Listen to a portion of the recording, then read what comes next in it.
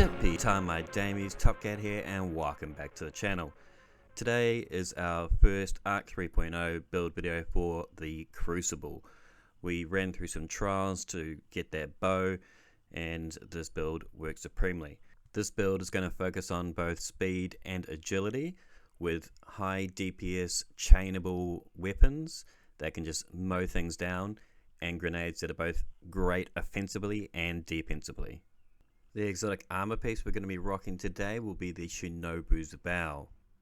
These are purpose built to work with our skip grenades. This grenade splits upon impact, creating multiple projectiles that seek targets. The armor perk New Tricks improves these skip grenades, and you gain an additional skip grenade charge, giving you 2 charges. Skip grenade returns energy when you damage targets additionally. This grenade was originally exclusive to the Arc Hunter, and even though other Arc subclasses can use it, this exotic is what truly gives it its strength. The aggressive tracking is just so good, so you can just pump a couple of rounds into a Guardian's base, duck back for cover, drop a grenade on the ground, and just watch those little grenades seek him down, hunt him, and just nerk him to pieces. I particularly like it inside of trials when they try and get reses. You just want to keep them off, buy yourself some time to get the heals back, just drop it on the ground, and they can't get that res. We're also going to be using grenade kickstart. Okay, this only works for the first of your 2 charges, and it'll give you that 35% bump back to your grenade charge. So the more grenades we can get with this build, the better it is going to work. If you wanted to run a handling or reload mod in the slots, feel free to. I just have good handling and reload on my weapons already, so I'd rather just have that sweet grenade cooldown there. We're also running the bomber mod on our class item. This reduces grenade cooldown when using our dodge ability. Being on a hunter, we are always dodging, so this is always going to help us. We are going to be running the Spark of Shock Arc Fragment, our arc grenades jolt targets. So jolted is when you hit a target with this destructive arc light, they're going to take additional damage whilst jolted. So you shoot them and they're going to chain lightning to nearby targets. This doesn't just count for bullets. The great thing about these grenades is that they tickle things, so they send out arc jolts to afflict corresponding targets. Our next fragment will be Spark of Recharge. Whilst critically wounded, your melee and grenade energy regenerate more quickly. This will pop up on the bottom left hand side of your screen as combat meditation. Essentially, whilst you're critically wounded, you're going to continue to get that, so the less recovery you have, the longer you're actually getting it. But it is a sizable chunk of your abilities. Like, you can pretty much get, somewhere between up to a full ability depending on how long you were hurt for. We're also going to be using Disorientating Blow for our melee, so we strike an enemy with this melee and this will blind them, and it also amplifies you. So when they're blinded, they're disorientated, they cannot fire their weapons for a short moment, their HUD is gone and their vision is obscured. You are amplified, so your movement speed is greatly increased and your weapon handling and reload. And if you run for a little bit, you're going to get this supersonic speed boost, which is so much fun for getting around the map quickly. We'll also be using a second melee attack as the Tempest Strike Arc Aspect. While sliding, activate your charged melee ability to unleash a devastating uppercut attack, and this slides out across the ground and jolts targets. Whilst in trials, I predominantly use this as a surprise finisher. I wouldn't say it's its general purpose, it just seemed to work this way in the gameplay that I was running it. I could just run up, slide around the corner, and they didn't really see that play coming. But inside of 6s, it's really good with its jolt aspect, as it does have quite a sizable range. It's somewhere around the 18 meter mark, so works good when you're in sidearm and SMG playstyles. But it's the jolt that you want to get. If you hit one person with the jolt, shoot them, and then you get little sparks going back and forth, and you can wipe out a couple of people actually. So very good tool both in 3s and 6s. We are also running Flow State for our second arc aspect, so defeating jolted targets makes you amplified as well. Whilst we are amplified, your dodge recharges more quickly and you're more resilient whilst dodging, and your reload speed is greatly increased.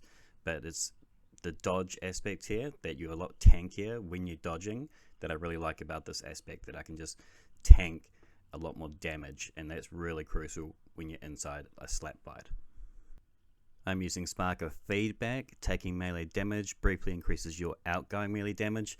I predominantly use this as protection against shotgun rushes. And Spark of Resistance. Whilst you are surrounded by combatants, you are resistant to incoming damage. This is 30%, and this really is the difference in winning a gunfight at close range. You can tank that quite a bit more, and it really just gives you that slight edge. It's kind of like having Omni built into the arc tree, so very, very lovely. Our little hunters have our blink back, jump whilst airborne to teleport a short distance. It says a short distance, it really is quite large. It feels so good now to have this blink instead of our jump.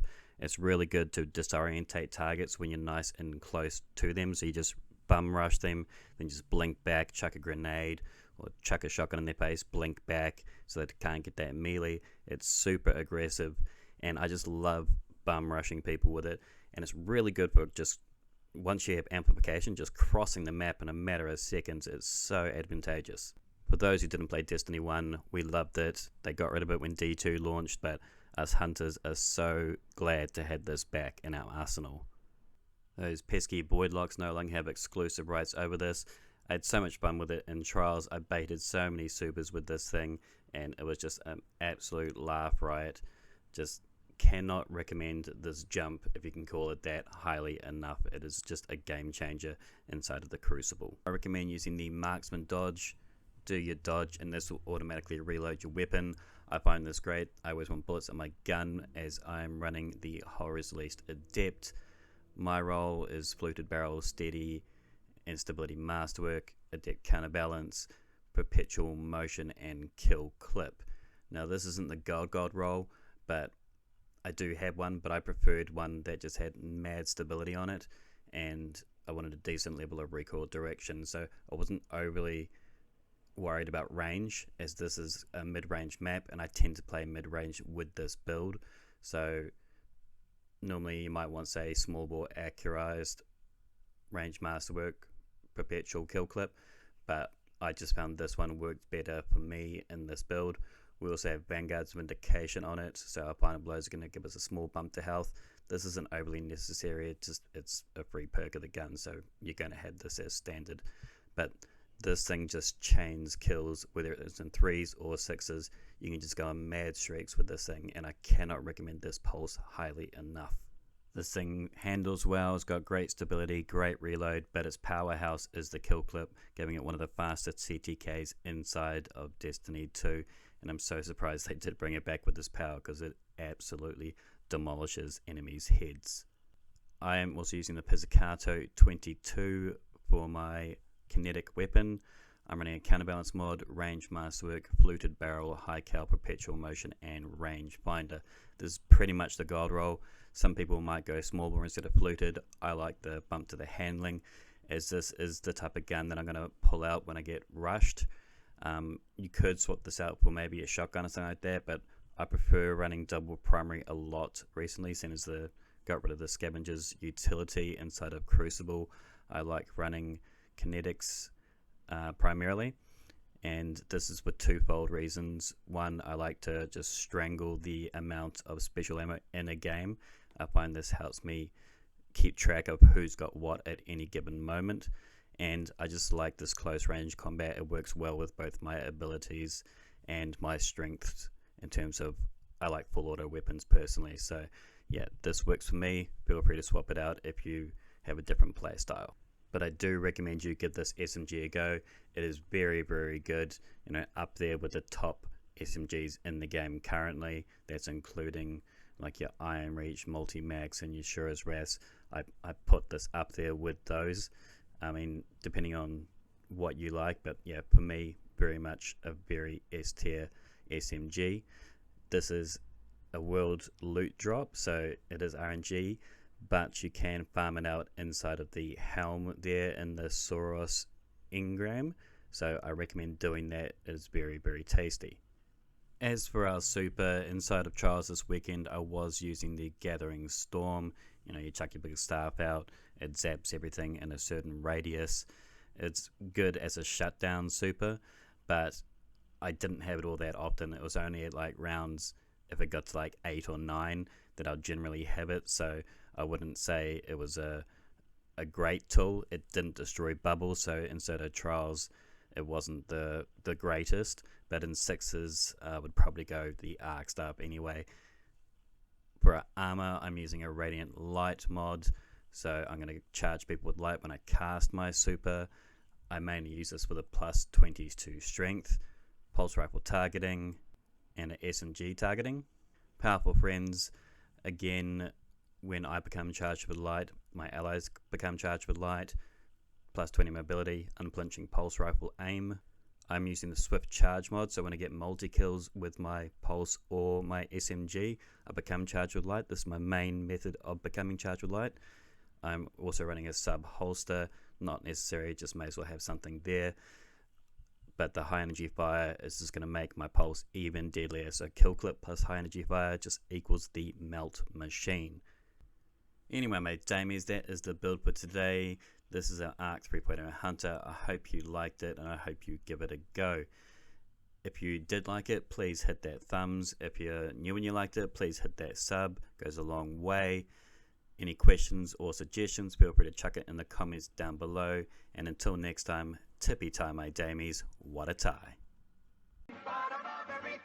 He's the most tip-top, top cat.